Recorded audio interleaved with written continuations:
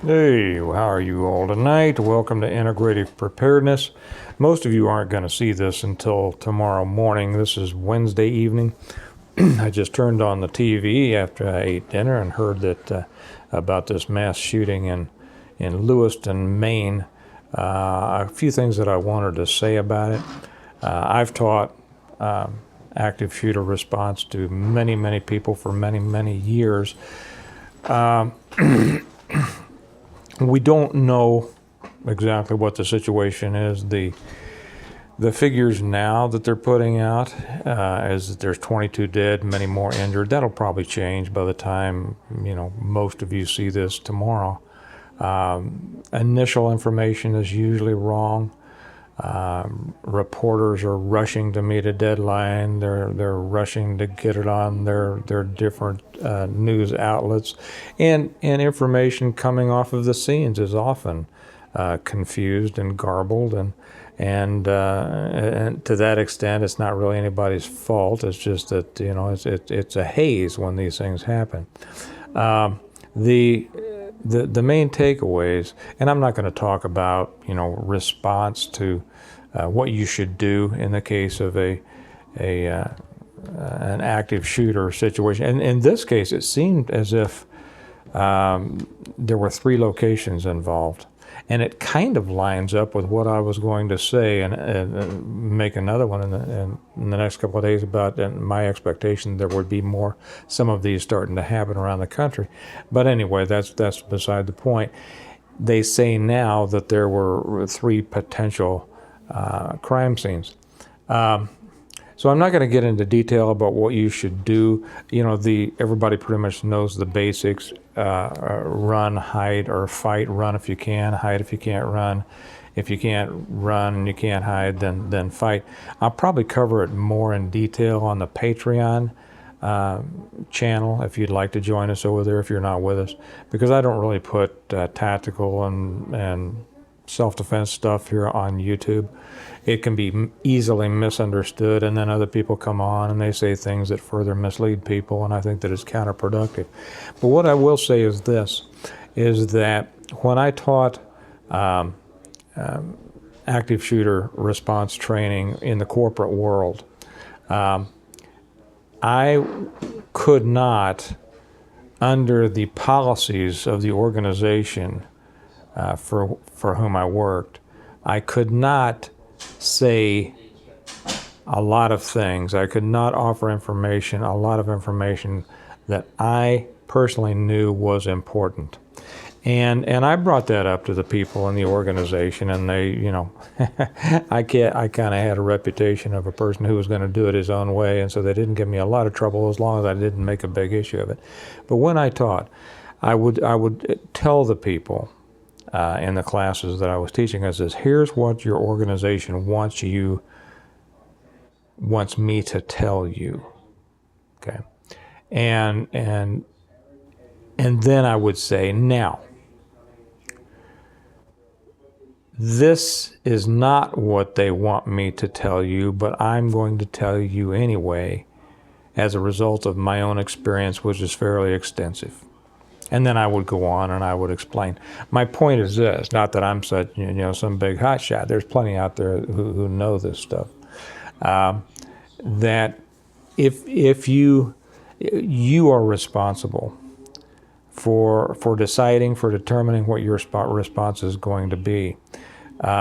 If you have gone through this kind of training, active shooter training at your job or whatever, realize that what you're being told is limited to a great deal by their lawyers, okay? And it's not necessarily the best information you can have.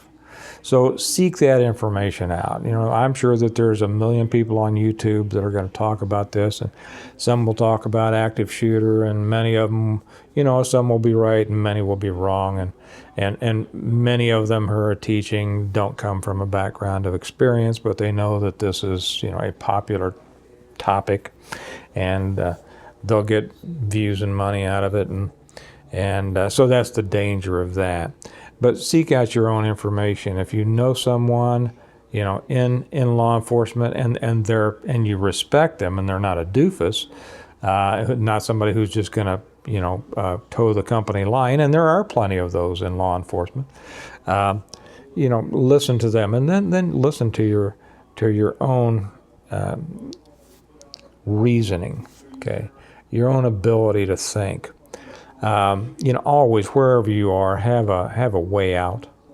Know, and you can make every step that you take. If I heard shots fired now, where's the nearest exit? If I heard something as I get in the elevator, what do I do? If it happens, everywhere you are in your workplace or any place else where you're shopping, because these things can happen, make up your own contingency plans. Second, always have a way to protect yourself. Many people work in places that have policies that don't allow them to carry weapons. Well, you have to make the decision as to whether their policy is more important than your life or not. I don't know any places unless you work in government buildings that are going to search you and make you walk through metal detectors to go to work, and I'm not saying to do anything that would be illegal. I'm not saying to do anything. I'm telling you, think about this. I worked in a hospital environment for many years, and of course they had a very strict, it was a soft target, the kind of place that these things happen in, and they had a very strict, no guns rule. There were more guns in that hospital. They're really and pretty. It was the dirty little secret that most people understood it. I mean, I was talking to the CEO of the hospital one time, and I told him how stupid the anti-gun rule was, and he says, well, and of course he was one of these. He was a real lib, and he believed it. And I said, listen, there are more guns in this hospital than you would believe. And he just kind of, yeah, I know. Okay, so you be the decider on whether you think their policy is more important than your ability to protect yourself. A couple of more things. First off, this happened in Lewiston, Washington, not a big city. Okay, I know that people will go on about how dangerous big cities are and things like this. I looked it up. I didn't know anything about Lewiston, Washington. Maine, Lewiston, Maine. And and Maine, of all places, nobody thinks about Maine as being the hotbed of crime or this kind. And you can't really put active shooters in the normal crime category, but this was, it was a town of 37,000 people. Now, some people who live in very small towns would say, well, that's a pretty big town. Most people would say, oh, that's a small town. 37,000 people. And so, the lesson here is this can happen anywhere. And it goes back to what I always say, anything can happen anytime, anywhere, to anyone. So always be, it's up to you to be careful. It's up to you to keep your wits about you, to keep your, understand what's going on around you. If you want to be tactical, situational awareness, or if you want to be like most of our mothers, hey, pay attention to what's going on in the world around you. And the last thing was just from what I've seen of this person, this shooter, and they're just showing still photographs. He's not what most people would think of. He doesn't look like what most people would think a mass shooter looks like. I'm assuming it's a he. The picture I saw was blurry, and nowadays, who knows, right? But if you were gonna, people have this idea that mass shooters are going to be scary looking and anything like. No, they're normal looking. Many of them, they're just normal, and for whatever reason, and maybe they'll come out with what they think the motive is on this. Maybe they're still deciding what the motive is on this. Who knows? You'll never know whether you can believe what they tell you. It's not important, really. What's important is that you understand that you are the one responsible for your safety everywhere you go, all the time. So anyway, we're going to find out a lot more about this. If you want to look into more of how to respond in an active shooter situation, I'm sure that plenty of people are going to be covering that on YouTube, and you can find it other places. And I may or may not. I'm not going to tell you come over to Patreon because I'm going to do a special. I may not. It just kind of depends.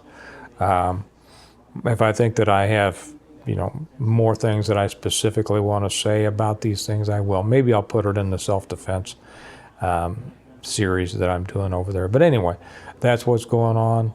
Like I say, most of you won't see this until tomorrow morning. Well, there will be more information out than we have right now.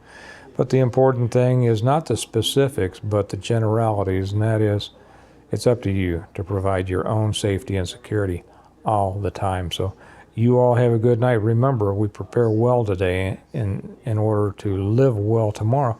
Preparing well means preparing to be your own self-defense at any time. Y'all have a good night, and I'll talk to you later. Bye-bye.